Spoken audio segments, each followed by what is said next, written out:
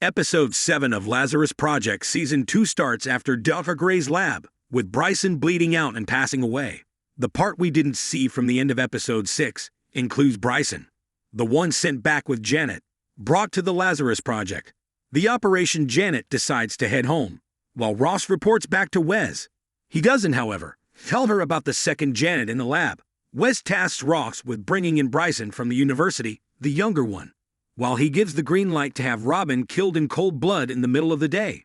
Everything is starting to unravel, and 19-year-old Bryson is not happy with being brought into the Lazarus Project. His father happens to be Robin, the same Robin who was killed in cold blood. As for Wes, she speaks to the captured Bryson from Operation Midnight and apologizes that everything is falling apart and he needs to disappear. He doesn't reveal who he is, knowing if he does it could jeopardize everything.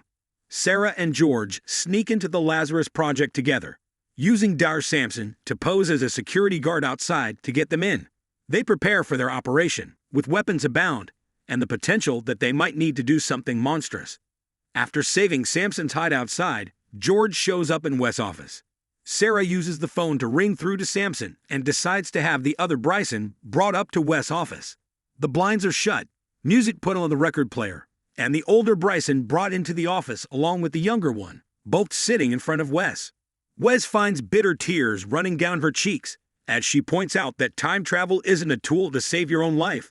Wes reiterates that she wants to use it as a tool to maintain order, and it's non-negotiable in that respect.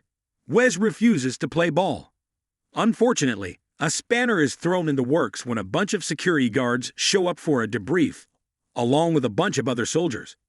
Dr. Sampson manages to hold them off for 30 minutes, while George and Sarah struggle to get this situation under control. With young Bryson stuck with a gun to his head, George doesn't kill young Bryson, but instead grabs the telephone and smacks him upside the head repeatedly, leaving the kid a bloody mess. Sarah tells George to give them 5 minutes and to go and see Sampson. As he leaves, Sarah is left alone with Wes. Sarah actually bargains with Wes and gives her information on the last disciple, Sampson.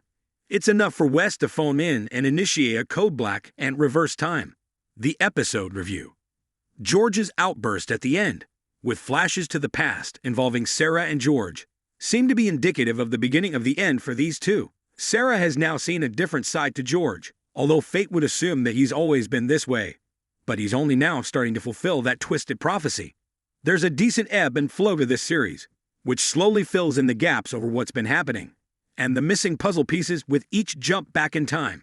Everything here is geared up for a very dramatic final, which promises to unfold this final loop in a surprising way.